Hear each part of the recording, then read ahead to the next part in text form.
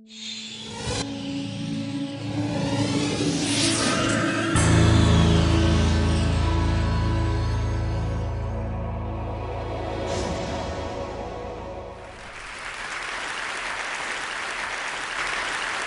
standing in front of you today in all humility, wanting to share with you my journey of the last 6 years in the field of service and education.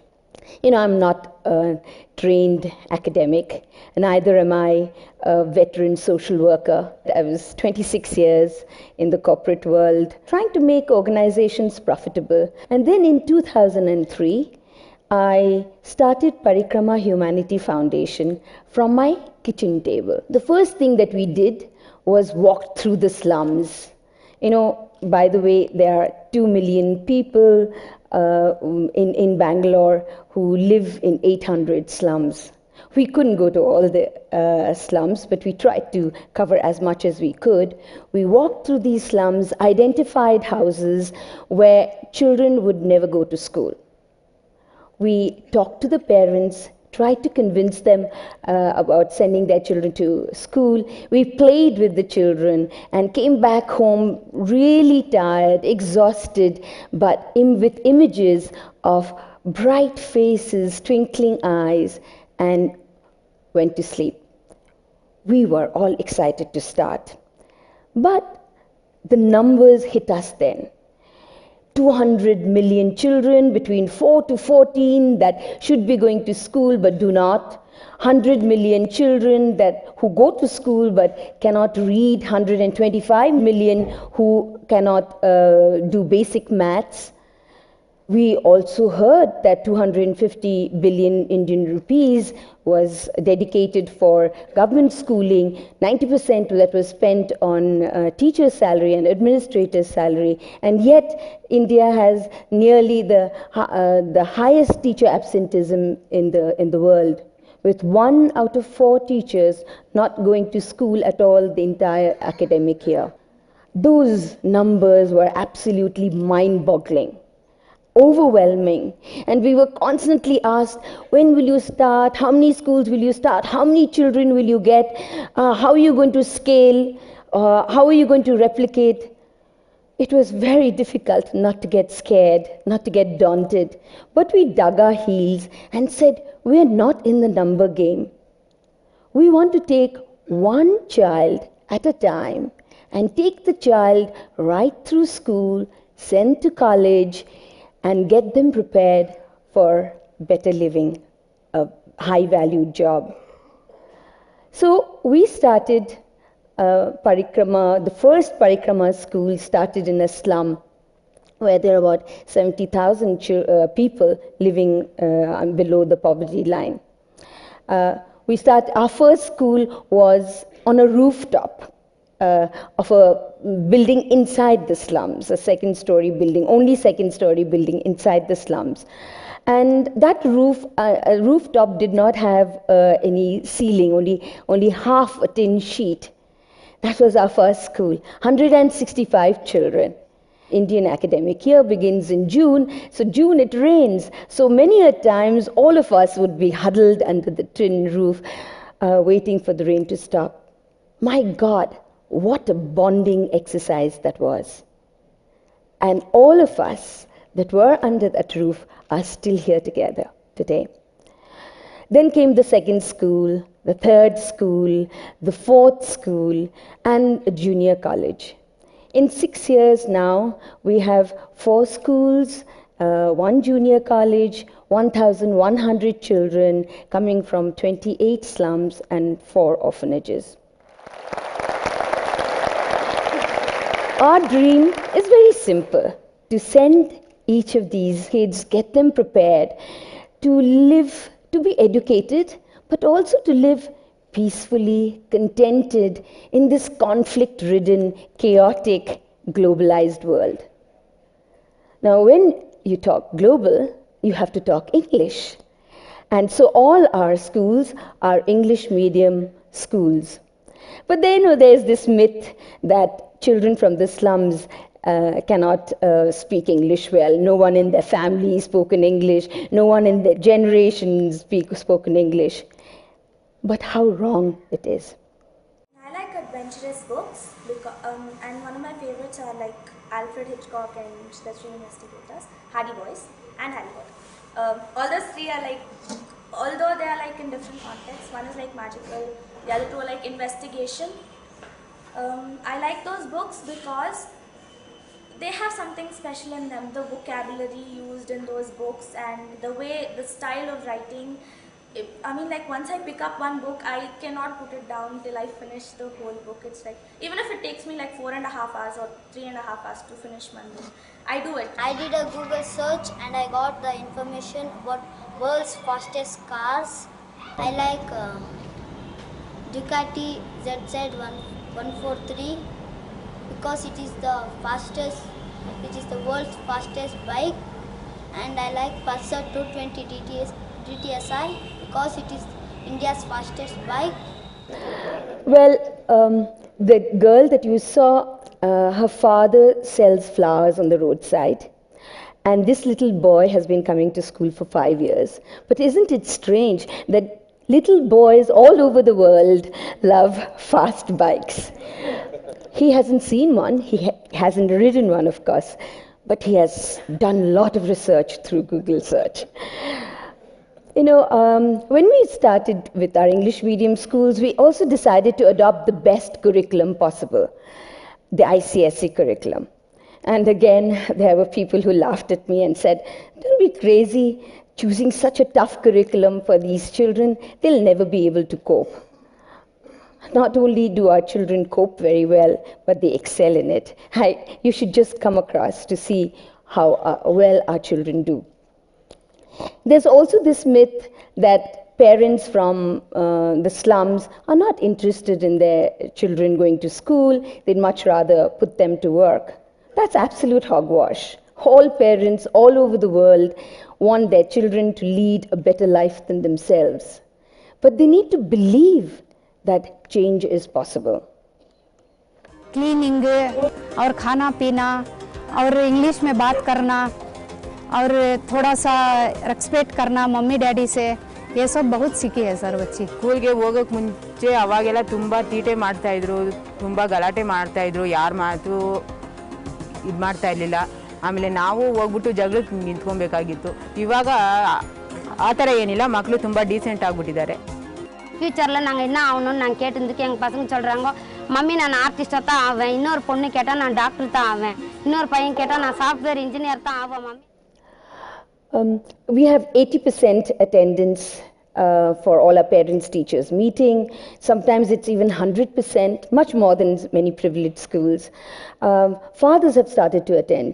You know, it's very interesting. When we started our schools, the parents would give thumbprints in the attendance register. Now they have started writing their signature. The children have taught them. It's amazing how much children can teach.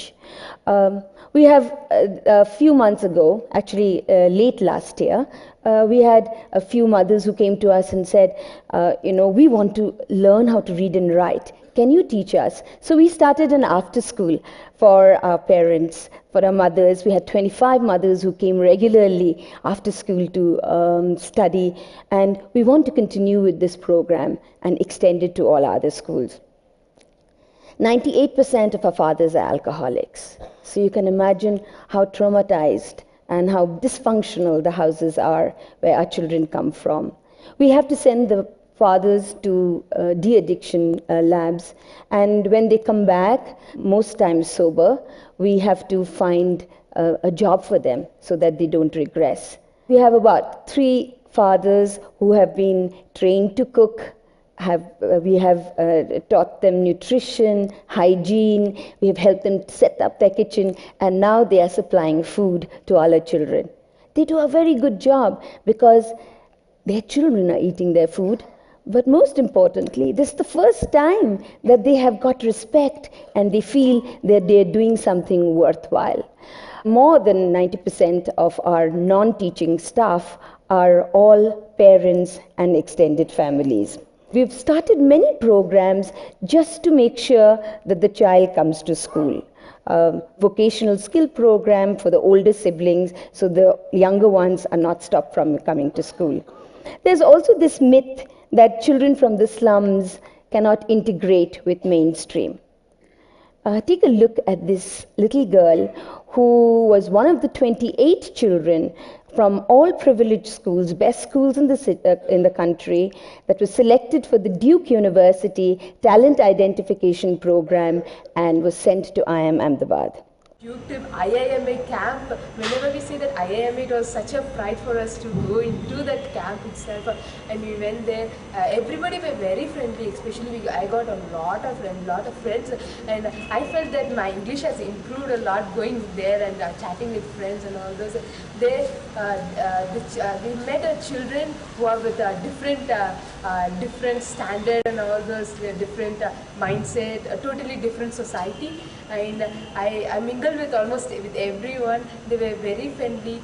I had very good friends there who are from Delhi, who are from Mumbai. Even now we are in touch through Facebook. After this Ahmedabad trip, I've been totally different, mingling with people and all those. Before that, I wasn't. I feel I wasn't like this. I don't even mingle. I don't start speaking with someone so quickly. And my accent with English and all this improved a lot. And I learned football, volleyball, frisbee. Lots of games. And I wouldn't want to go to Bangalore. Let me stay here. Such a beautiful food. I enjoyed eating food. It was so beautiful. I enjoyed eating food. Like bearer will come and ask me, "Yes, ma'am, what do you want?" It is so good to hear.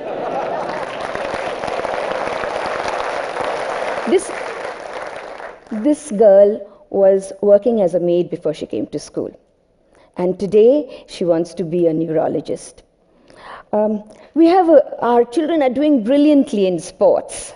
They are really excelling. There's an inter-school athletic competition that is held every year in Bangalore, where 5,000 children participate from 140 best schools in the city. We've got the Best School Award for 3 years successively, and our children are coming back home with bag full of medals, but lots of admirers and friends. Last year there were a couple of kids from elite schools that came to ask for admissions in our school. We also have our very own dream team. Why is this happening? Why is this confidence? Is it the exposure? We have professors from MIT, Berkeley, Stanford, Indian Institute of Science who come and teach our children lots of scientific formulas, experiments, much beyond the classroom. Art, music are considered therapy and mediums of expression. We also believe that it's the content that is more important. It is not the infrastructure, not the toilets, not the libraries, but it is what actually happens in the school that is more important. Creating an environment of learning, of inquiry, of exploration is what is true education. When we started Parikrama, we had no idea which direction we were taking. We didn't hire McKinsey to do a business plan, but we know for sure that what we want to do today is take one child at a time, not get bogged with numbers, and actually see the child completes the circle of life and unleashes the total potential. We do not believe in scale because we believe in quality, and scale and numbers will automatically happen. We have corporates that have stood behind us, and we are able to now open more schools, but we began with the idea of one child at a time. This is 5-year-old Parusharam. He was begging by a bus stop a few years ago, got picked up and is now in an orphanage, has been coming to school for the last 4.5 months. He is in kindergarten. He has learned how to speak English. We have a model by which kids can speak English and understand English in 3 months' time.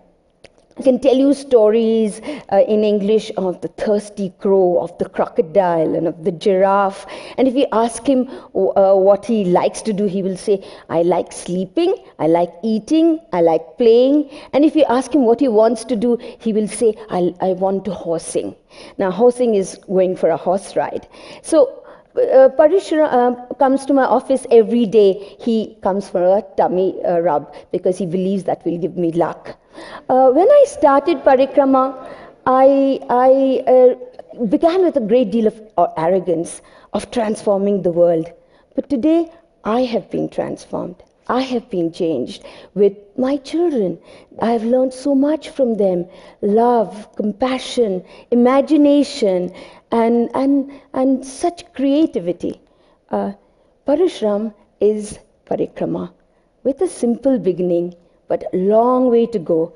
I promise you, Parashuram will speak in the TED conference a few years from now. Thank you.